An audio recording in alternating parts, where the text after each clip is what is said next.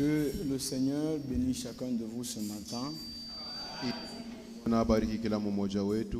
Que Dieu vous bénisse. La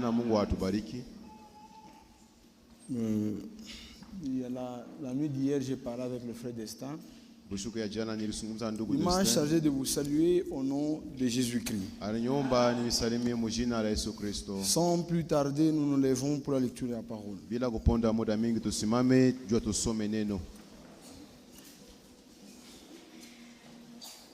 Nous ouvrons nos Bibles dans Apocalypse chapitre 1.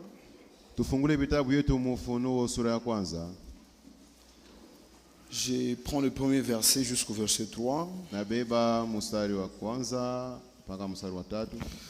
Du 9e au 10e.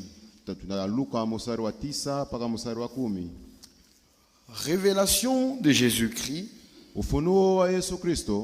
que Dieu lui a donné pour montrer à ses serviteurs les choses qui doivent arriver bientôt.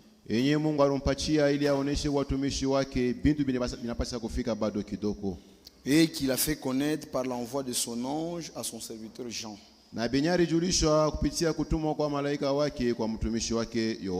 Lequel a attesté la parole de Dieu et le témoignage de Jésus-Christ. Tout ce qu'il a vu. Heureux celui qui lit et ceux qui entendent les paroles de la prophétie et qui gardent les choses qui sont écrites. Car le temps est proche. Verset 9. Moi, Jean, votre frère, et qui est part avec vous à la tribulation et au royaume et à la persévérance de Jésus.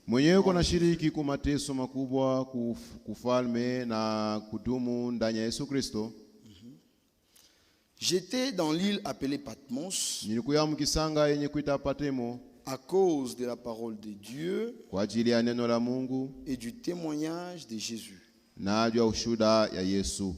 Je fus ravi en esprit au jour du Seigneur. Asseyez-vous. Que Dieu bénisse la lecture de sa parole.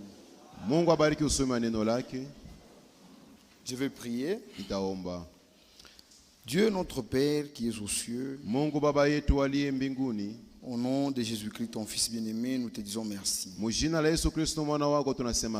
Parce que tu nous as accordé le privilège de venir encore une fois dans ta présence ce matin. Seigneur, nous nous attendons à toi. L'écriture vient d'être lue. N'importe qui ayant fait des études peut le faire aussi. Mais le seul qui puisse nous en donner le contenu, c'est toi. C'est pourquoi parle-nous ce matin, Seigneur. Aide mes frères et sœurs à comprendre ce qui sera dit. Donne-moi de mots justes, de mots appropriés pour communiquer la pensée. Au nom de Jésus-Christ. Amen. Que Dieu vous bénisse. C'est un message de revoir. J'aimerais parler sur le jour du Seigneur. Ça c'est écrit au verset 10. Je fus ravi en esprit au jour du Seigneur. Amen.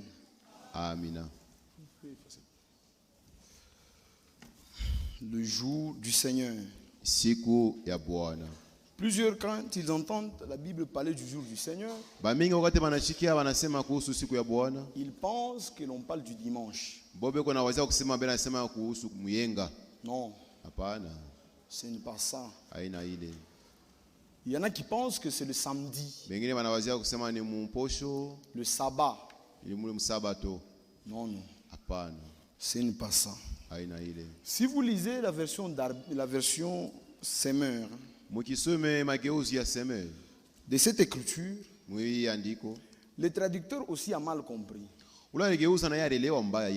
Lui dit ceci: Le jour du Seigneur, je fus ravi en esprit. Et dans son commentaire, il dit que Jean fait allusion au dimanche. Non. Jean ne parle pas du dimanche. Le dimanche n'est pas le jour du Seigneur. Ni moins le samedi. Le samedi n'est pas le jour du Seigneur. Le samedi est un jour de sabbat pour le juif. Prenez Exode 31. Vous verrez que le Seigneur parle de ça. À partir du verset 12, l'Écriture dit: L'Éternel parla à Moïse et dit: Parle aux enfants d'Israël. Remarquez que Dieu s'adresse à Israël, pas à l'église. Le sabbat a été donné pour Israël, pas à l'église. Il y a un mouvement aujourd'hui. Il y a un mouvement aujourd'hui qu'on appelle Adventiste du 7e jour. Leur doctrine est basée sur le sabbat. Ils enseignent que c'est le jour du Seigneur, le jour où on doit se réunir pour prier. Non. Le sabbat n'a pas été donné aux gens des nations. Le sabbat n'a pas été donné à l'église. Le sabbat a été donné à Israël seulement. Écoutez ce que le Seigneur dit. Parle aux enfants d'Israël et dis-leur: vous ne manquerez pas d'observer mes sabbats, car ce sera entre moi et vous seulement. Donc entre Dieu et Israël. Donc entre moi et vous et parmi vos descendants, un signe auquel on connaîtra que je suis l'Éternel qui vous sanctifie. Vous observerez les sabbats, car il sera pour vous. Voilà, pour vous. Pour vous, Israël. Une chose sainte. 15. On travaillera 6 jours. Chez les Juifs, le premier jour de la semaine, c'est dimanche. Donc la semaine commence le dimanche et termine le samedi. Dans le 6 jours dont on parle, il est question de dimanche, lundi, mardi jusqu'à samedi, jusqu'à vendredi. Donc on travaillera 6 jours, mais le 7e jour est le sabbat, le jour du repos consacré à l'Éternel. Celui qui fera quelque ouvrage le jour du sabbat sera puni de mort. Les enfants d'Israël observeront le sabbat. Vous voyez, il est question seulement d'Israël. Ils observeront le sabbat en le célébrant, eux et leurs descendants, comme une alliance perpétuelle. Ce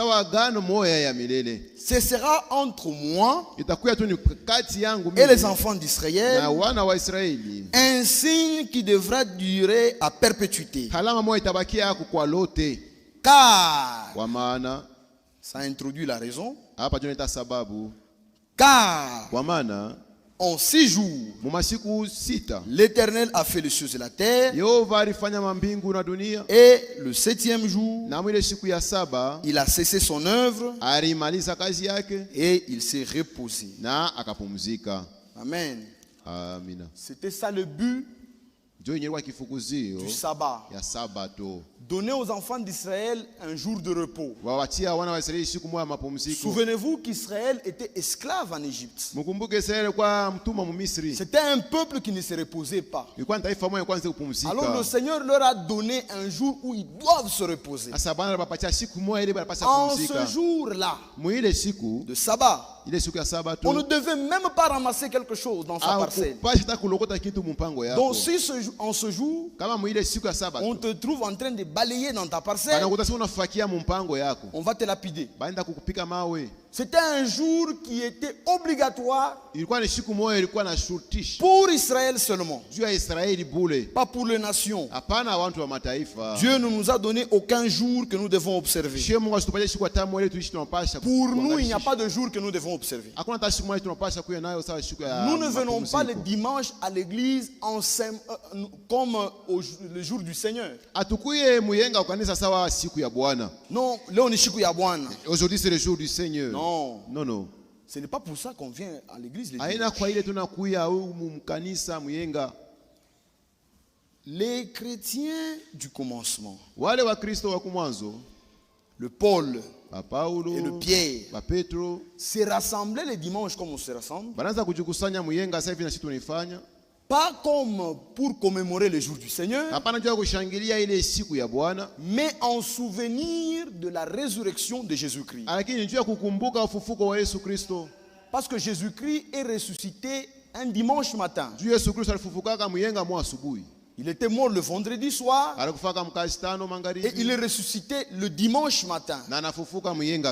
Alors le disciple se rassembler les dimanches, pas pour commémorer un jour quelconque, mais en mémoire de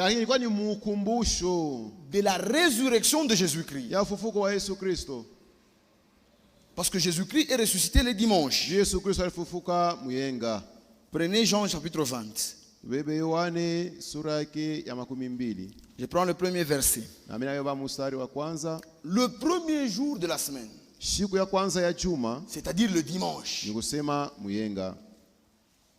Marie de Magdala s'est rendue au sépulcre dès le matin, comme il faisait encore obscur, et elle vit que la pierre était ôtée du sépulcre. Vous voyez?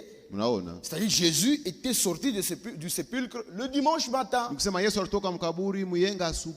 Il a fait 3 jours dans la tombe. Vendredi, samedi, et il est ressuscité le dimanche. Et les disciples se réunissaient le dimanche en souvenir de la résurrection de Jésus-Christ. Prenons Actes des Apôtres 20. Le verset 7. Le premier jour de la semaine, c'est-à-dire le dimanche, nous étions réunis pour rompre le pain. Paul, qui devait partir le lendemain, s'entretenait avec les disciples et il prolongea son discours jusqu'à minuit. Il a pressé pendant longtemps. Amen. Il ne faut pas que vous puissiez commencer à vous fatiguer de la prédication. C'est notre nourriture. Paul a prêché jusqu'à minuit. Quelqu'un qui était là était distrait. Eutychus. Il s'est endormi, il est tombé. Il a failli mourir. Heureusement, Paul était là. Vous voyez? Il s'est rassemblé le dimanche. Et quand il s'est rassemblé, il rompait le pain. Il y avait prédication. On chantait. Il y avait des témoignages. C'était de réunions conduites par le Saint-Esprit. Comme nous le faisons ici. Vous voyez? Donc le jour du Seigneur n'est pas le dimanche, même pas le samedi. Pour nous, Nous n'observons pas un jour de sabbat, mais nous entrons dans le sabbat. Qu'est-ce que je veux dire? Nous n'observons pas un jour de repos, mais nous entrons dans le repos. Le mot sabbat veut dire repos. Nous n'observons pas un jour de repos, mais par le baptême du Saint-Esprit, nous entrons dans le repos de Dieu. Amen. Amina. Et quiconque est baptisé du Saint-Esprit, il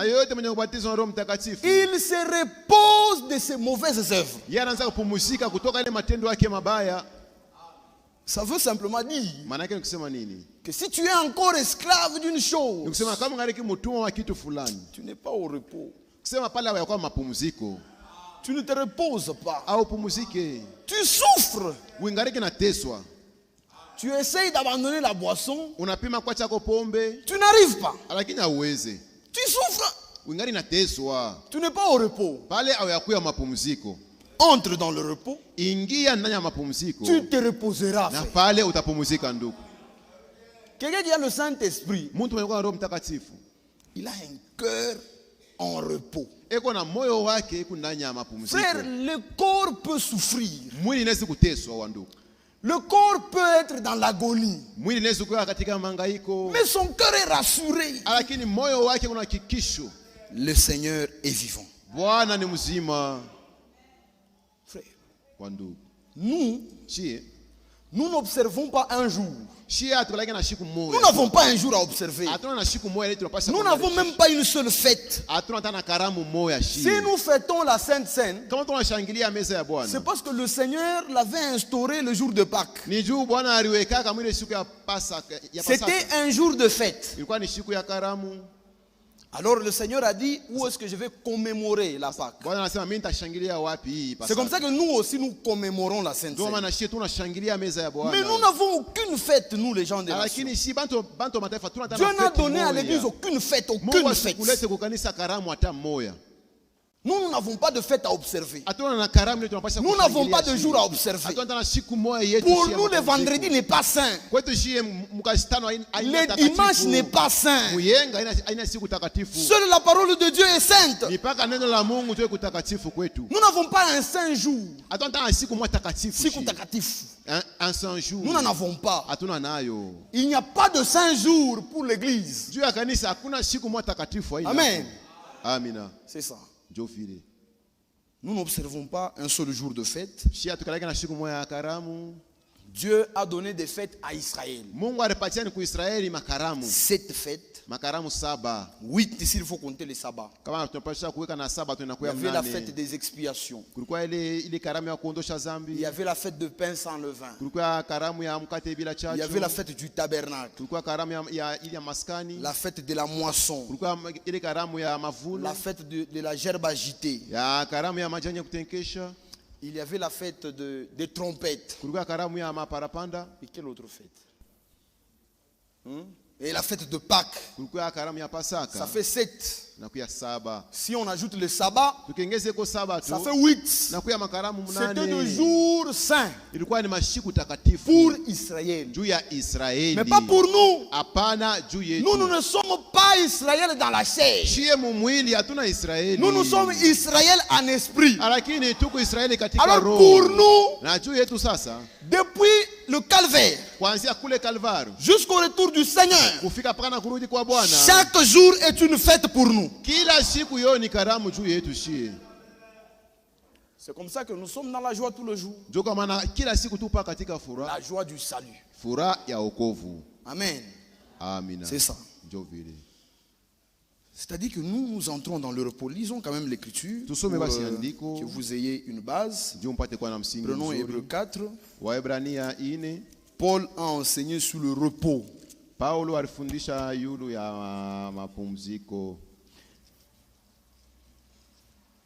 Je prends le verset 3 pour aller vite. Pour nous qui avons cru, Vous voyez, ça ne concerne pas tout le monde. Pour nous qui avons cru, nous entrons dans le repos. Nous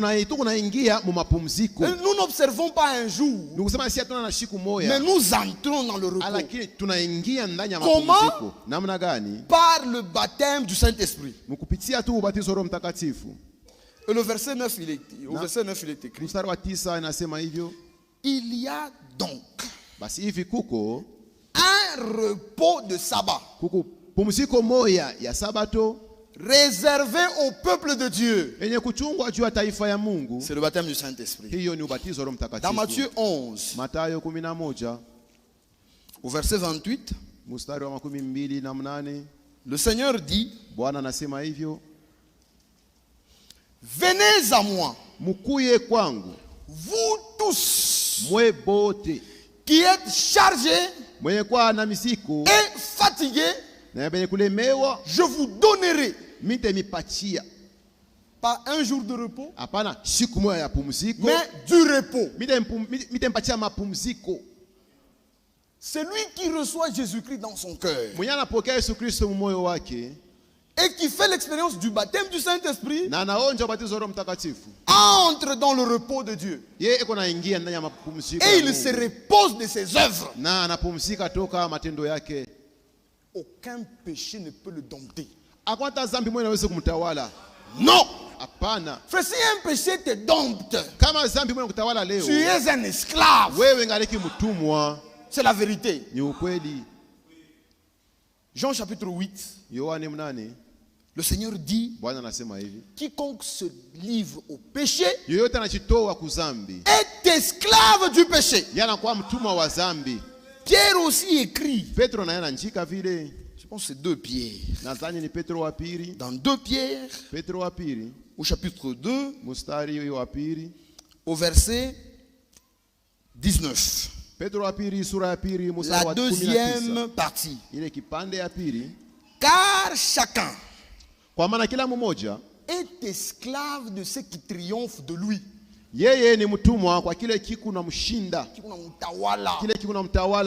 Si le mensonge te règne sur toi, tu es un esclave du mensonge. En conséquence, tu n'es pas libre. Et tu n'es pas sauvé. C'est la Bible. Si le mensonge règne sur toi,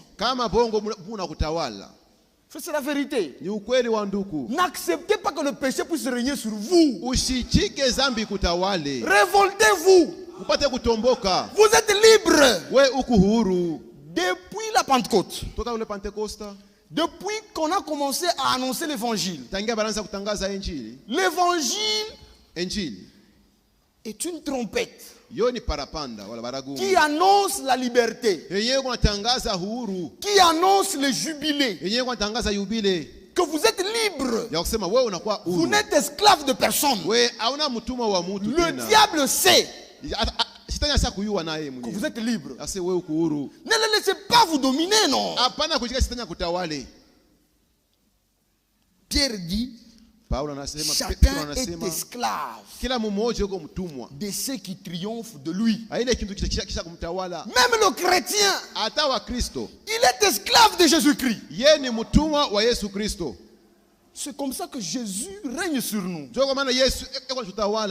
Frère, ce ne sont pas des efforts. La vie chrétienne n'est pas faite des efforts. C'est une production. Le Seigneur produit en vous. Anatoa. Vous portez. Donc c'est ça. Maintenant, comme ce jour du Seigneur n'est pas le sabbat, comme ce jour n'est pas le dimanche, le jour du Seigneur c'est quoi? C'est ça. Selon Dieu, que Dieu nous aide à comprendre. Dites Amen. C'est la parole prophétique. Une lumière à nos pieds. Je suis dans le psaume 90, le verset 4. Pour Dieu, 1000 ans, un jour, égale 1000 ans. 1000 ans pour nous.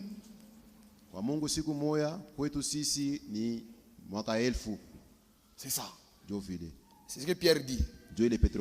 Car 1000 ans sont à tes yeux comme un jour d'hier. C'est David qui le dit. Pierre le répète aussi. Dans 2 Pierre, au chapitre 3, le verset 8. Mais il est une chose, bien-aimé, que vous ne devez pas ignorer. C'est que devant le Seigneur, un jour est comme 1000 ans, et 1000 ans sont comme un jour. Donc c'est ça. Ce jour du Seigneur n'est pas un jour de 24 heures. C'est un jour prophétique qui est égal à 1000 ans. Amen. Jusqu'ici, tout le monde a compris. Tout le monde a compris. C'est ça. Je vous donne un exemple. Quand Dieu avait dit à Adam, le jour où tu mangeras, ce jour-là, tu mourras. Le Seigneur n'avait pas manqué à sa parole. Parce qu'il y en a qui disent, non, Adam a vécu 930 ans. Adam a réussi à 930. Adam a vécu 930 ans. Adam a réussi à 930. C'est-à-dire qu'il n'est pas mort le même jour. Non. Pour qu'Adam puisse faire un jour, il fallait qu'Adam fasse 1000 ans. Adam est mort le même jour. Qui a compris? Voilà. Il est mort le même jour. Ce jour-là que tu mangeras, ce jour-là même, tu mourras. Il est mort ce jour-là même. C'est-à-dire qu'il n'avait pas atteint 1000 ans. Il a atteint le 900 ans. Il est mort ce même jour. Dieu ne choue jamais. Ce que Dieu dit arrive. Faites confiance au Seigneur. Il dit et la chose arrive. Un jour pour Dieu est égal à 1000 ans pour nous. Maintenant, Dieu nous a montré le plan du salut par le plan de la création. C'est-à-dire, Dieu a eu 2 grandes œuvres. Des grandes œuvres qu'il avait à accomplir dans le temps, pas dans l'éternité. 2 grandes œuvres qu'il avait à accomplir dans le temps. La première œuvre, c'est l'œuvre de la création. La deuxième, c'est l'œuvre de la rédemption. Comme nous l'avons entendu le vendredi, les 2 œuvres-là, Dieu l'accomplit par sa parole et par son esprit.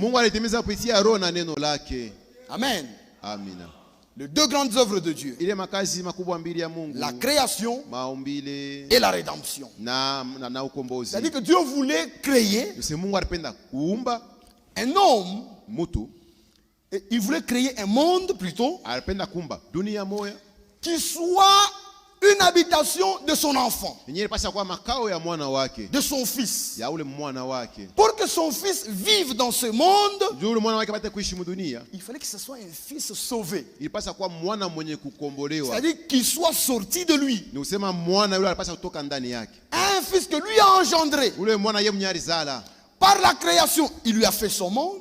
Et par la rédemption, il l'a fait fils. Maintenant, dans la création, je ne vais pas tout donner. Vous le savez. Dieu a créé en 6 jours. N'est-ce pas? Et le 7e, il s'est reposé. Qui c'est ça? Voilà. Dieu a créé dans 6 jours. Et le 7e jour, il s'est reposé. Genèse 2, verset 1er. Ainsi furent achevés les cieux et la terre et toute leur armée. Dieu acheva au 7e jour son œuvre, c'est-à-dire l'œuvre de la création qu'il avait faite. Et il se reposa au 7e jour de toute son œuvre qu'il avait faite. Dieu bénit le 7e jour et il le sanctifia.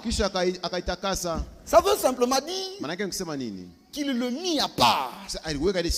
Il a fait de ce jour un jour à part. Sanctifié veut simplement dire mis à part. Dieu a mis à part ce jour. Il a fait de ce jour un jour spécial. Un jour qui est son jour de repos. Les 6 jours, il a donné à l'homme. Le 7e, il le garde pour lui. C'est comme ça que nous parlons sur le jour du Seigneur. C'est son jour. Nous avons eu 6 jours. Lui en a pris qu'un seul. C'est même comme ça dans la dîme. Il prend 1/10 de votre argent. Dieu n'est pas cupide. Il nous donne 6 jours et il a pris un seul jour. Il a créé en 6 jours. 6 jours. Le 7e, il se reposait. Voilà. Mais maintenant, le monde aussi a eu 6 jours pour que nous puissions entrer dans le jour du Seigneur. C'est-à-dire quoi? Dans la manière de compter de Dieu. J'ai déjà fait ce calcul. J'avais pris mon temps. J'ai calculé depuis Adam jusqu'à Abraham. J'ai calculé. Et ça tombe vraiment à pic. C'est-à-dire depuis Adam jusqu'à Enoch.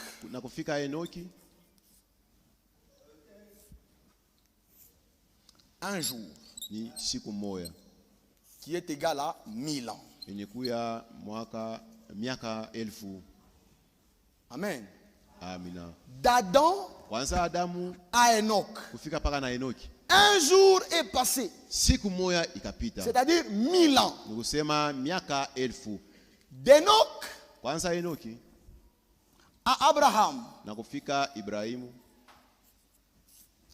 un jour est passé. Le deuxième, c'est-à-dire 1000 ans. Ça fait 2 jours qu'on appelle l'âge de la conscience.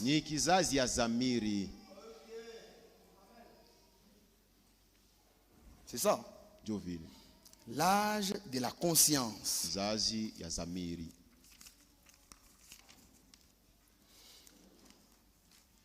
L'âge de la conscience.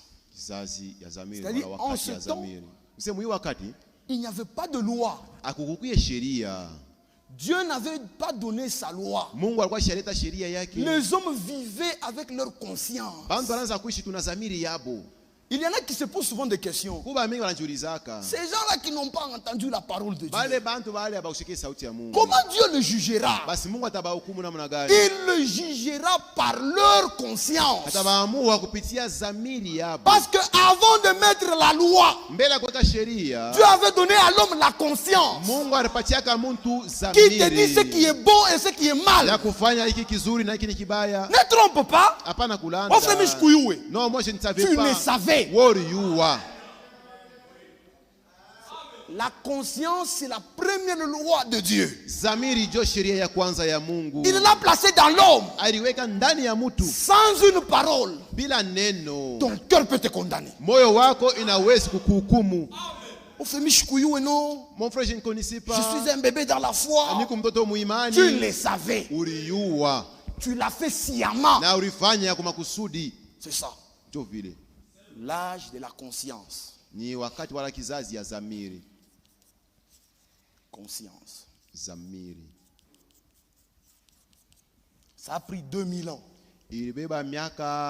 Maintenant, d'Abraham à David,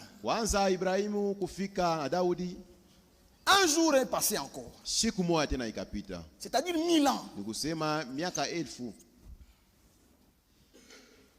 Amen.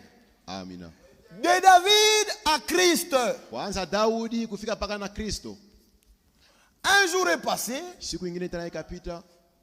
c'est-à-dire 1000 ans. Ceci forme 2 jours qu'on appelle âge de la loi. La loi a été donnée en cette période. Au jugement dernier, ceux qui ont existé en ce temps, Dieu va les juger par la conscience.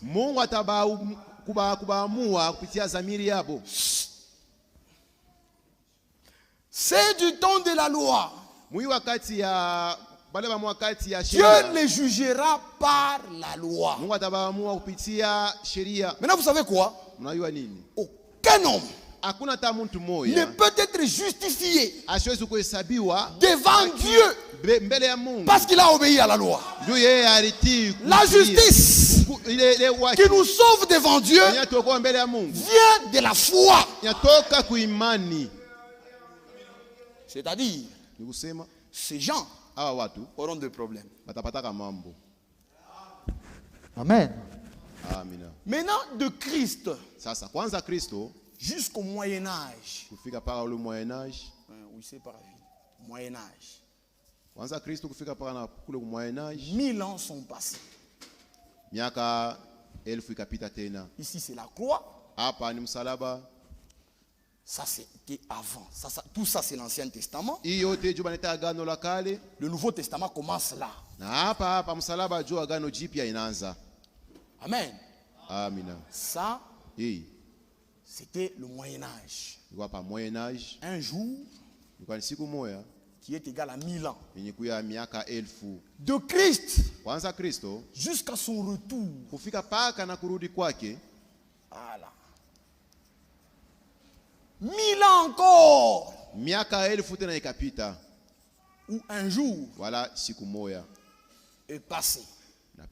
Ceci s'appelle l'âge de la grâce.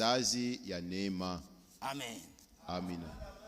Le temps favorable. Le jour du salut. L'année des jubilés. Les derniers jours. Le temps de la fin. C'est comme ça qu'on appelle tout ça. Ça, c'est le jour du salut. Jour du salut. Ces 2 jours ici, On l'appelle jour du salut. On l'appelle l'année des jubilés. Le temps de la grâce. Amen. Le temps favorable. C'est-à-dire dans cette période, l'homme ne s'efforce pas pour vivre la loi. Par la foi en Jésus-Christ, il devient capable de vivre la parole de Dieu. C'est comme ça qu'on l'appelle l'année du jubilé. Dans ce temps, c'est le temps de la liberté. Le diable ne règne plus sur nous. Nous ne sommes plus esclaves du péché. Le péché n'a plus de place en nous. Car Jésus-Christ, le Fils de Dieu, a apparu pour ôter le péché. Nous sommes sans péché. Croyez. Croyez mes frères. Nous n'avons pas de péché. Ce que tu vois là, appelle ça erreur. Dis au Seigneur, Seigneur, enlève ça. Tu n'as pas de péché. Frère, dans ce temps de la grâce, nous recevons tout par la grâce. Jean chapitre 1, verset 16. Or la loi a été donnée par Moïse, mais la grâce et la vérité sont venues par Jésus-Christ. Nous avons reçu de sa plénitude. Alléluia. De sa plénitude. Comprenez? Nous avons reçu de sa plénitude. Grâce pour grâce.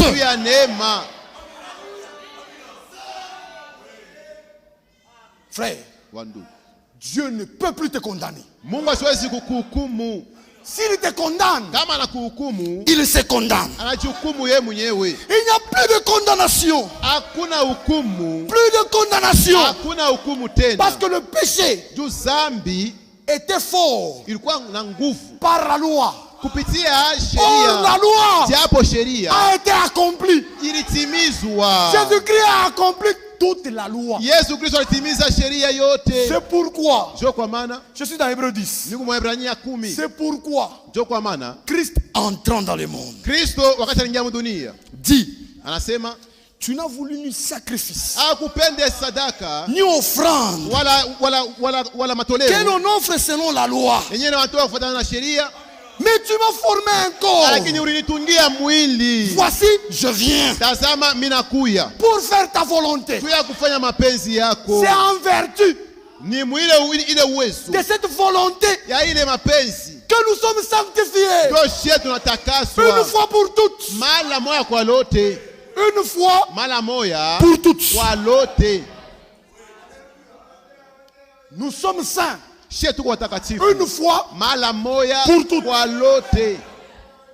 Les expériences de Dieu sont des expériences éternelles. Quand tu reçois un salut, tu ne le reçois pas aujourd'hui pour le perdre demain.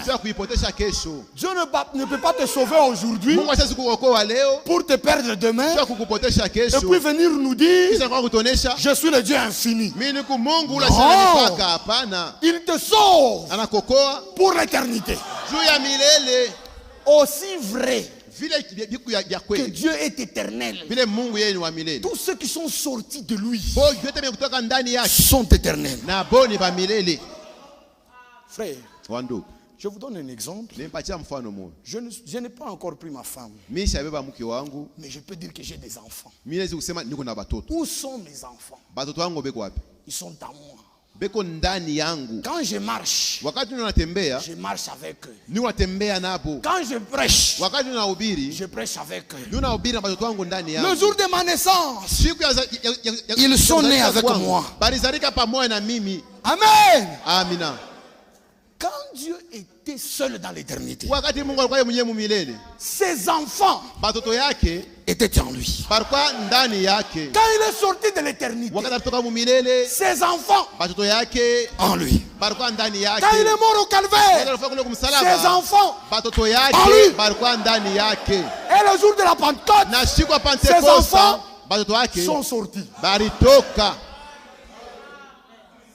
Croyez comme ça, frère. Mwamini muinamuna. C'est l'évangile éternel. Jo injili ya milele. Rien ne peut vous arracher le salut. Hakuna kitu kinaweza kukutosha wokovu. Vous arrachez le salut, hein? Kukunyang'anya wokovu. C'est comme Dieu qui combat Dieu. Ikusa Mungu anaweza kujikombanisha yeye mwenyewe. Mungu akombanishe Mungu. Dieu sait combattre lui-même. C'est ça. Dieu file. Effacez mes frères. Usimise wa ndugu yangu. Je pense que vous avez pris des notes. Nous Nous sommes au 6e jour. Hapa tuko mshiku ya sita. 6e jour. Shiku ya sita. C'est-à-dire le jour de l'homme. Siku ya mutu. Masiku ya mutu. Se termine inaishia là. Pale mkurudi kwa Kristo. Je n'ai pas dit ça.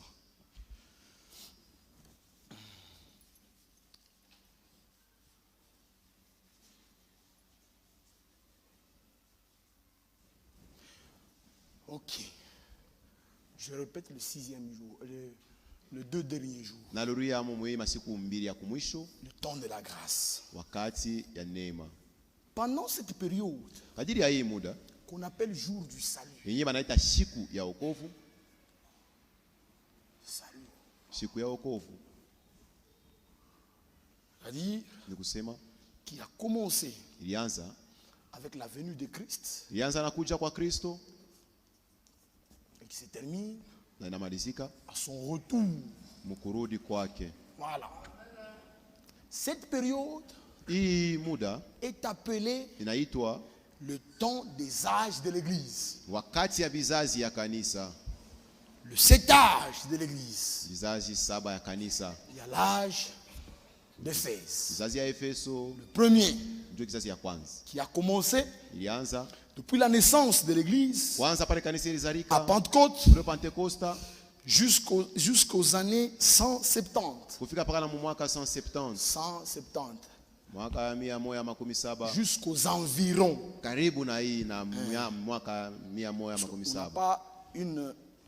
On n'a pas une comment on dit, une exactitude sur ça. Ce sont des approximatifs. L'âge d'Éphèse. Le deuxième, c'est Smyrne, qui a commencé de 170 vers 312. 312, Smyrne.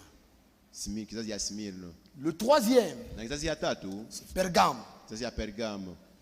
Pergame a commencé vers les années 312 jusqu'aux années 606. Pergame. Et puis, il y a l'âge de martyr, Thyatire. Le deuxième saut. Cet âge a commencé en 606 et a pris fin vers les années 1500. Et puis commence l'âge de Sarde. Sarde a commencé vers les années 1500 et a pris fin vers les années 1700. Et puis vient Philadelphie. Philadelphie a commencé vers les années 1700 et a pris fin vers 1900 ou 1906, il faut le dire. Et a commencé l'âge dans lequel nous vivons,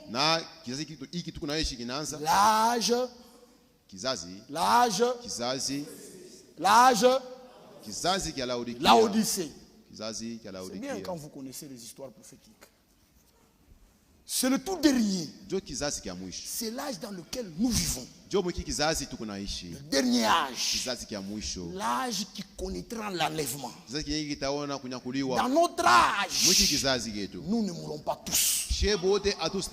C'est dans cet âge que l'enlèvement va se produire. L'âge de la Odyssée. Le dernier.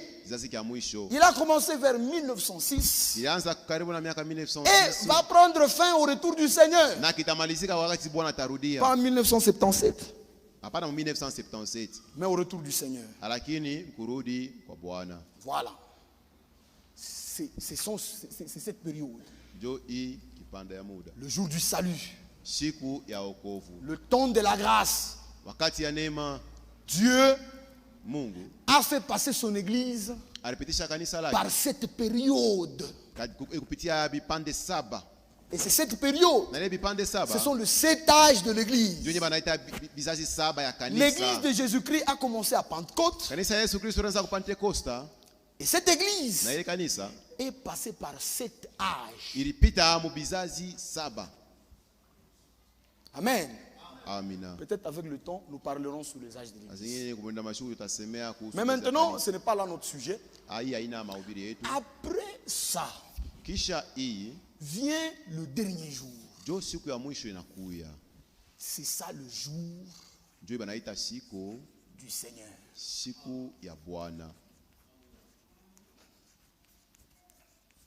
Voilà. Quand vous nous entendez parler du millénium, on parle de ce jour. Amen. C'est ça. Ce jour, c'est ça même le millénium. Le jour du Seigneur. Il vient après le jour du salut. C'est-à-dire, quand on vous demande, c'est quoi le jour du Seigneur? C'est le sabbat? Non. C'est le dimanche? Non. C'est quel jour? C'est le jour qui vient après le jour du salut. Ce jour a des événements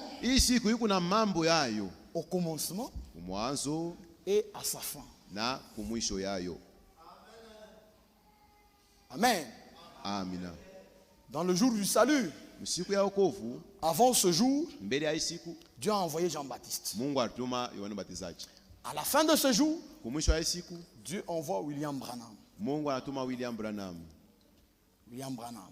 C'est un B comme ça. L'homme de Kentucky. Dieu l'a envoyé à la fin du jour du salut. C'est-à-dire là où nous vivons. Cette période dans laquelle nous vivons, cette période, c'est la fin du temps de la fin. Et le temps de la fin, c'est tout ça. Tout le jour du salut, c'est le temps de la fin. Mais nous vivons à la fin de ce temps de la fin là. Frère, soyez prêts. Nous sommes à la fin. Ne soyez pas dans la distraction. Soyez prêts. Et vous savez ce que veut dire être prêt? Avoir le Saint-Esprit. C'est simple. Si vous avez le Saint-Esprit, vous êtes prêt pour l'enlèvement. C'est ça. Ce jour du salut et du Seigneur, un jour qui est égal à 1000 ans aussi, a des événements particuliers qui ont lieu au commencement et à sa fin. Parlons de ça. Je vais simplement le citer. Nous allons lire les écritures qu'on pourra lire. Je ne vais pas vous prendre beaucoup de temps. Vous savez, ce jour a été annoncé depuis l'Ancien Testament par le prophète. Il parlait du jour de l'Éternel. Vous voyez, Naona. Du jour de l'éternel. Siku ya Yahweh. Voilà. Cet éternel-là. Ule Yahweh. C'est lui le Seigneur Jésus. Jo Bwana Yesu. Amen. Amina. C'est ce que je vous avais dit l'autre fois. Même quand nous chantons, chantons au nom du Seigneur. Si vous prenez les Écritures de l'Ancien Testament qui parlent de l'Éternel et qui sont répétés dans le Nouveau Testament, on parle du Seigneur. Prenons Joël chapitre 2.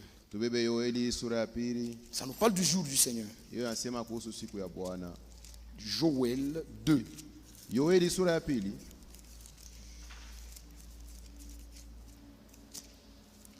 Joël chapitre 2.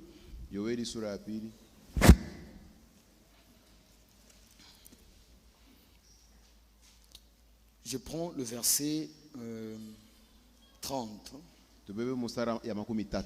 Je ferai paraître de prodiges dans le cieux et sur la terre. Du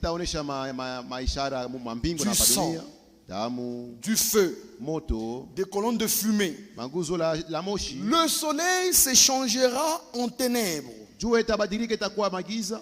et la lune en sang, avant que n'arrive le jour de l'Éternel. Voilà.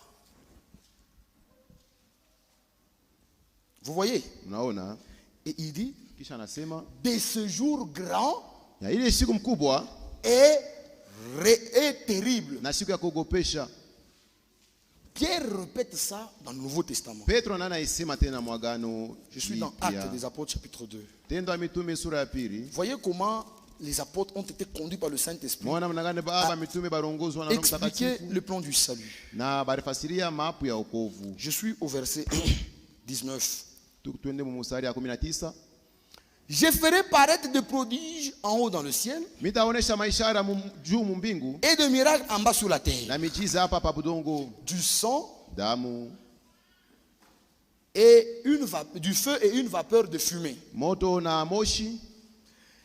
Le soleil se changera en ténèbres avant qu'on arrive. Avant l'arrivée, lui ne dit pas du jour de l'Éternel. Il dit avant l'arrivée du jour du Seigneur. De ce jour grand, lui ne dit pas terrible, lui dit glorieux. Ça va. C'est-à-dire, pour nous les élus, ce jour-là est glorieux. Mais pour le méchant, ce jour-là est terrible. Comment ça? Parce qu'avant ce jour, nous serons enlevés. Alors pour nous, c'est glorieux. Mais pour le païen, ce jour est terrible. C'est comme ça que Pierre, se référant à l'enlèvement, il dit ce jour grand et glorieux.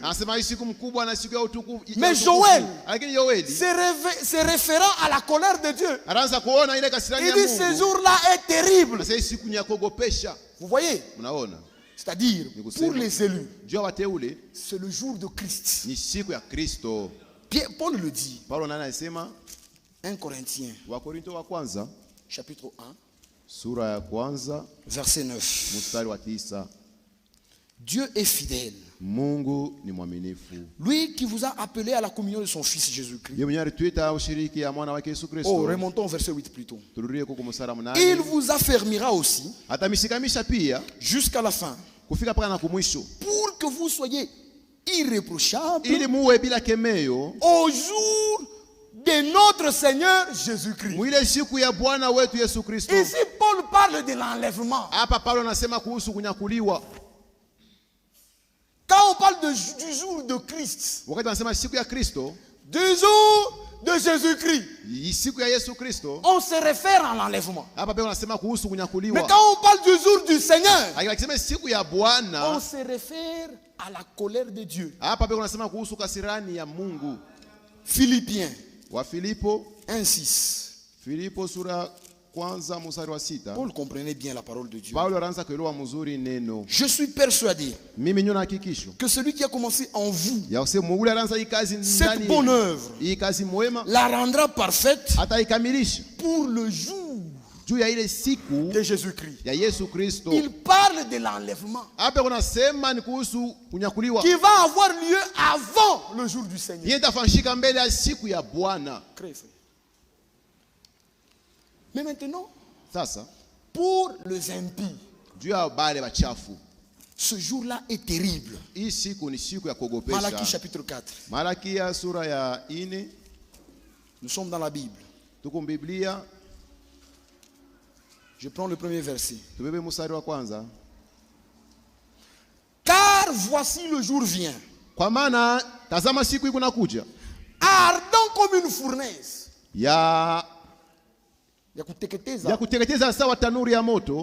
Tous les hautains et tous les méchants seront comme du chaume. Le jour qui vient les embrasera, dit l'Éternel des armées. Il ne leur restera ni racine ni rameau. Mais pour vous qui craignez mon nom, s'élèvera le soleil de la justice et la guérison sous ses ailes. Vous sortirez et vous sauterez comme le veau d'une étable. Et vous foulerez le méchant, car ils seront comme de la cendre sous la plante de vos pieds au jour que je prépare, dit l'Éternel des armées. Ici, Malachie nous montre qu'avant ce jour, au début de ce jour, Dieu va manifester sa colère. Si vous comprenez, Dieu va manifester sa colère. Aujourd'hui, Jésus-Christ est au ciel comme sacrificateur, en train de faire la médiation avec Dieu. Mais après l'enlèvement, vers la fin du souper de noces, il va se changer en lion.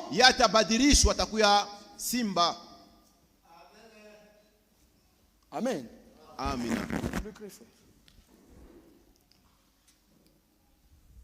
C'est-à-dire vers la fin.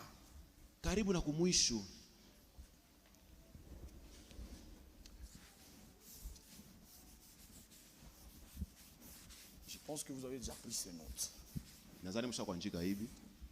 Nous sommes. Ça c'est le retour du Seigneur. Nous sommes au ciel. Sur la terre, il y aura des gens qui vont rester. Nous ferons 7 ans au ciel. 7 ans.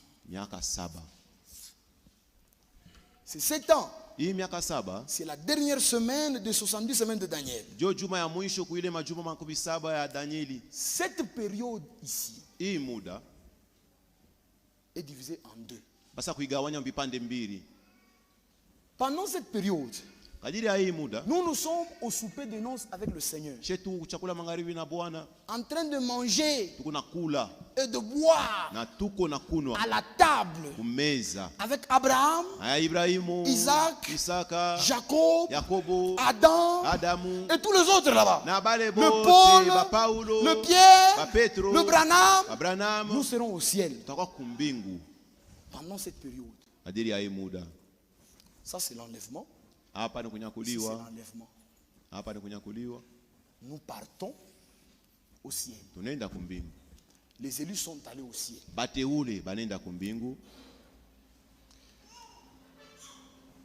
Pendant cette période,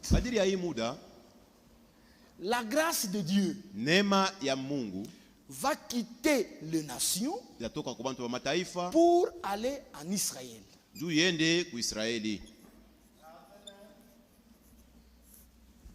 Amen. Et pendant cette, je ne vais pas donner tous les détails. Mon objectif est de parler de cette dernière période ici. Vous voyez que je n'ai pas mis au milieu. C'est vers la fin. Pendant cette période, la grâce de Dieu ira en Israël. Les Israélites aussi reconnaîtront leur Messie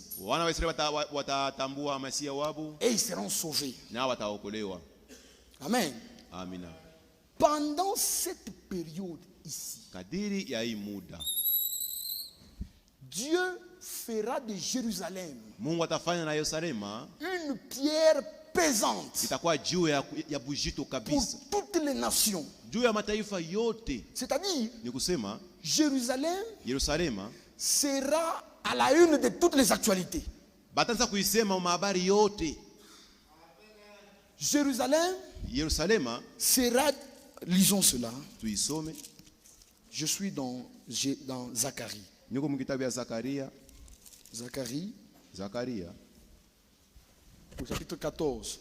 Zakaria 14.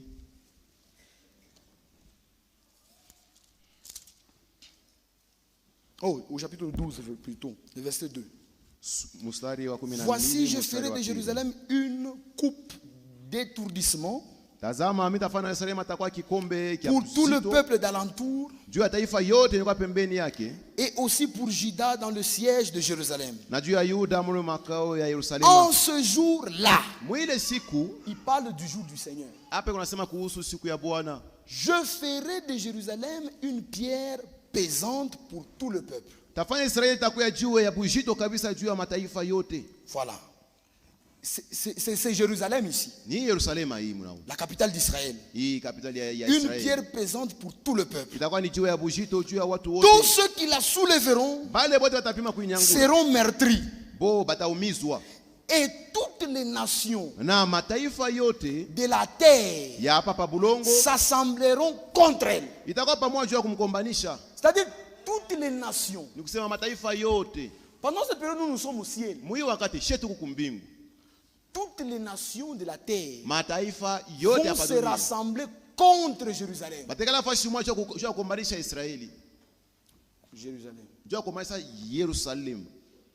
On va aller attaquer Jérusalem par le pays de l'Europe unie. Le pays européen, avec comme chef à la tête, ça sera la Russie. Pendant cette période ici, ils viendront attaquer Jérusalem. C'est là qu'il y aura la grande guerre qu'on appelle la guerre d'Armageddon. J'ai beaucoup aimé ce que le frère Sam a dit. La troisième guerre mondiale n'aura pas pour cause l'Ukraine.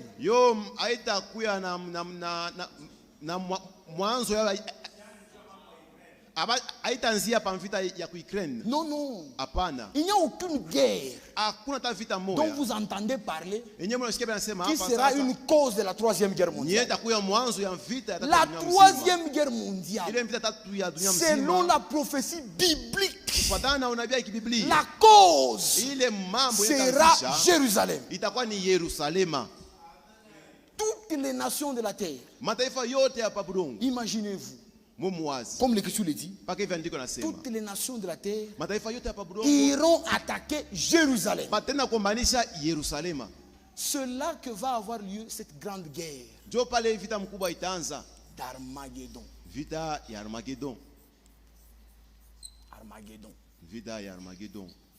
Ça ne sera pas pendant tout le temps que nous serons au ciel. Non, ça sera seulement vers la fin de cette période. Si j'avais le temps, je devais vous lire, frère Franck. C'est-à-dire, en ce moment-là, vers la fin, c'est là que Dieu va laisser libre cours à sa colère. Il ne sera plus l'agneau pacifique. Il va devenir le lion. Il entrera en jugement contre les nations. C'est en ce moment-là que le fléau dont vous lisez dans l'Apocalypse là, ces choses-là sont réelles, frère. Ces choses vont tomber sur les gens. Prenez seulement votre temps. Lisez votre Bible depuis l'Apocalypse 15 jusqu'à l'Apocalypse 17, 18. Vous verrez des choses que Dieu va frapper, avec lesquelles Dieu va frapper le monde. Les fléaux. C'est par ces fléaux que va s'accomplir la colère de Dieu. Lisons seulement le premier verset d'Apocalypse 15. Vous verrez. Puis je vis dans le ciel un autre signe, grand et admirable. Cet ange qui tenait 7 fléaux, les derniers, car par eux s'accomplit la colère de Dieu. Ce jour commence avec l'accomplissement de la colère de Dieu. Dieu va entrer en guerre contre le monde. Ça sera la période de l'accomplissement du 6e sceau et du 7e sceau. C'est-à-dire en ce moment-là, des choses catastrophiques vont arriver à la terre.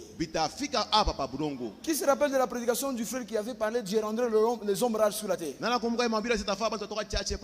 C'est pendant cette période que le Seigneur rendra les hommes rares sur la terre comme l'orphin. Lisons Ésaïe 13. Voyez comment l'Écriture le dit. Verset 9. Voici le jour de l'Éternel arrive. Jour cruel. Jour de colère et d'ardente fureur. Ça ne veut pas dire que durant tout ce jour Dieu sera en colère. Non. Dieu va manifester sa colère seulement au début de ce jour. Est-ce que vous comprenez? Seulement au début. Il dit qui réduira la terre en solitude et en exterminera les pécheurs. Car les étoiles des cieux et leurs astres ne feront plus briller leur lumière. Le soleil s'obscurcira de son lever et la lune ne fera plus luire sa clarté. Écoutez ce que le Seigneur dit. Je punirai le monde pour sa malice et le méchant pour leur iniquité. Je ferai cesser l'orgueil des hautains et j'abattrai l'arrogance des tyrans. Verset 12. Je rendrai les hommes plus rares que l'orphin.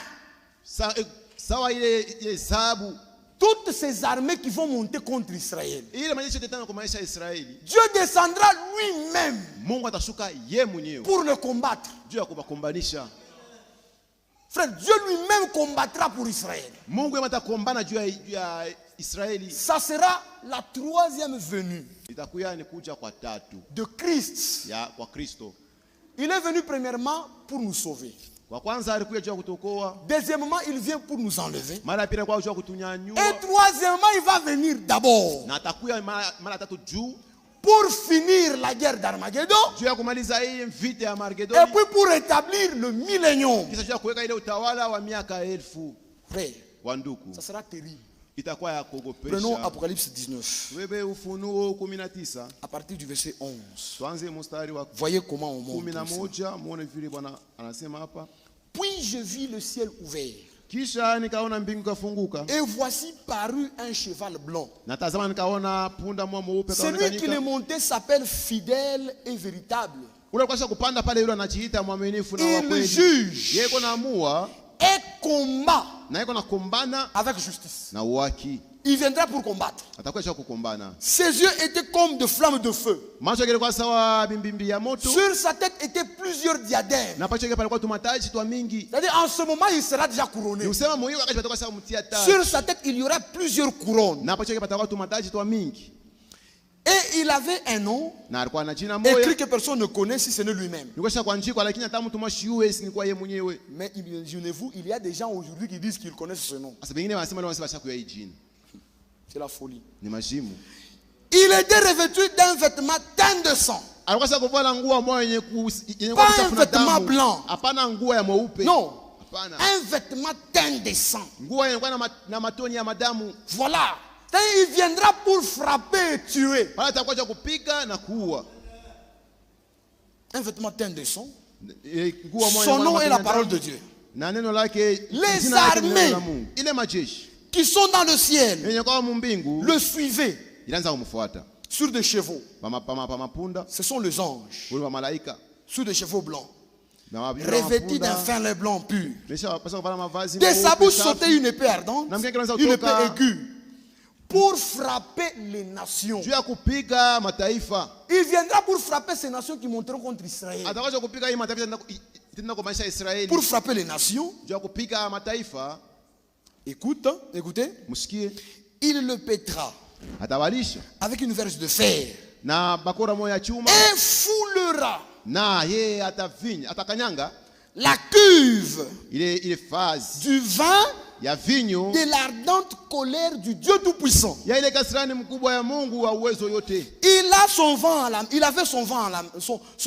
Il avait sur son vêtement et sur sa cuisse un nom écrit: Roi de rois et Seigneur de seigneurs. Maintenant écoutez. Et je vis un ange qui se tenait dans le soleil. Et il cria d'une forte voix, disant à tous les oiseaux qui volaient par le milieu du ciel: venez, rassemblez-vous pour le grand festin. Le grand festin de Dieu, afin de manger la chair de roi, la chair de chef militaire, la chair de puissant, la chair de chevaux.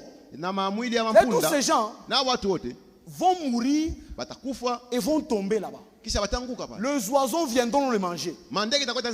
Ça sera terrible. Ça sera une guerre terrible. La plus grande guerre qu'on appelle la guerre d'Armageddon. Lui-même viendra mettre fin à cela. Cette venue ici,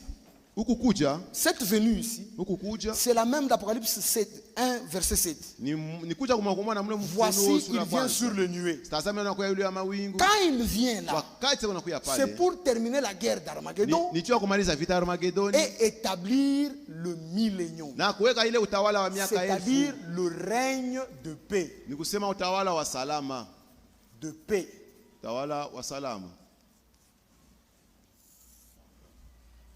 Amen. C'est-à-dire au commencement de ce jour, il y a la guerre d'Armageddon. Les fléaux de Dieu tombent sur la terre. Les nations vont combattre Israël. Et Dieu vient défendre Israël. Après avoir défendu Israël, il va se tenir sous la montagne des Oliviers, en face de Jérusalem, en face du mont Sion. Mais maintenant, nous descendrons du ciel avec la nouvelle Jérusalem. Amen. Quand il va descendre là, il va nous laisser là-bas. Nous allons le suivre avec la nouvelle Jérusalem. Cette ville d'or là, de perles et de lumière là. Cette ville que nous chantons là. Quand nous serons enlevés, nous irons là-bas. Quand nous allons revenir sur la terre, nous n'allons pas vivre sur cette terre ici. Non. Nous serons dans la nouvelle Jérusalem. Elle va descendre du ciel et va se tenir au-dessus de l'ancienne Jérusalem. Frère, la science ne réussit pas toujours. Amen. La science ne réussit pas toujours. Selon la science, il y a la force de la pesanteur qui attire tout corps au centre de la terre. Quand vous mettez cette Bible ici, ça va tomber. Mais quand la nouvelle Jérusalem descendra, elle va se tenir au-dessus de l'ancienne Jérusalem sans tomber. Et nous serons dedans. Les élus depuis Adam jusqu'au dernier. Cette ville ne va pas peser et puis tomber. Quand beaucoup de gens montent sur une chose légère, la chose va céder et tomber. Mais nous serons dans cette nouvelle Jérusalem. Cette nouvelle Jérusalem ne tombera pas. Elle sera nouvelle. Amen. Dans la nouvelle alliance, le Seigneur fait toutes choses nouvelles. Il a commencé par vous donner un nouveau cœur. Il vous donne un esprit nouveau. Au retour du Seigneur, il vous donne un corps nouveau. Au millénium, vous allez descendre avec la nouvelle Jérusalem. Et après le millénium, il fera de nouveaux cieux et une nouvelle terre. Il fera toutes choses nouvelles pour vous les élus. Et pendant cette période, nous serons au-dessus ici. Dans la nouvelle Jérusalem. Et nous vivrons 1000 ans sur la terre. Nous serons la reine aux côtés du roi. Lui, il sera le roi de rois. Nous serons la reine. Nous allons régner sur cette terre. Mais maintenant pour comprendre bien, il y a de rois sans peuple. Un roi sans peuple. C'est pourquoi même pendant cette période, il y a des gens qui vont rester vivants. Ils vont aussi entrer dans le millénium. Amen. C'est sur eux que nous allons régner. C'est la Bible, c'est pas moi. C'est-à-dire tout le monde ne va pas mourir avec cette bataille. Dieu n'a pas dit je finirai les hommes sur la terre. Il a dit je les rendrai rares. Dans le millénium, il n'y aura pas que l'épouse. Quel est le bien qu'il y a à un roi sans peuple? C'est comme un célibataire qui est dans sa maison, qui dit je suis chef. Moi. Tu es chef de qui? Où est ta femme? Le roi, il est roi par rapport au peuple. Nous serons reines sur la terre. Il y aura des gens. Prenons toujours Zacharie. Je suis au verset 14, au chapitre 14. Écoutez le verset 16. Tous ceux qui resteront de toutes les nations. Oui.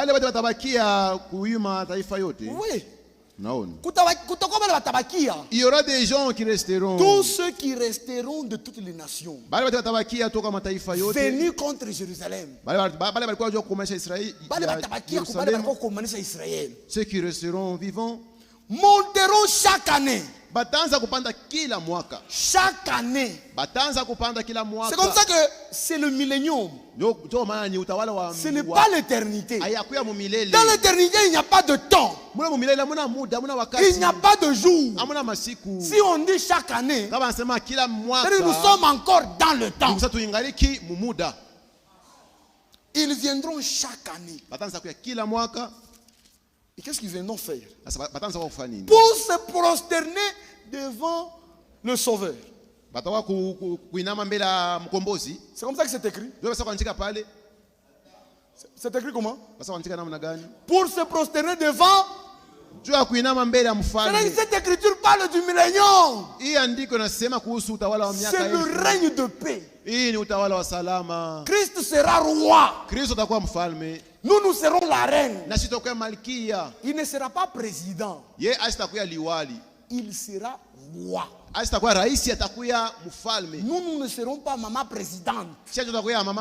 Nous serons la reine. Toutes ces nations-là viendront se prosterner devant le roi. Qui est ce roi? L'Éternel des armées. Pour célébrer la fête des tabernacles. Pendant cette période-là, le tabernacle en Israël sera déjà reconstruit. Et Israël va reprendre le sacrifice perpétuel là. Ils vont reprendre leur culte. Maintenant les gens des nations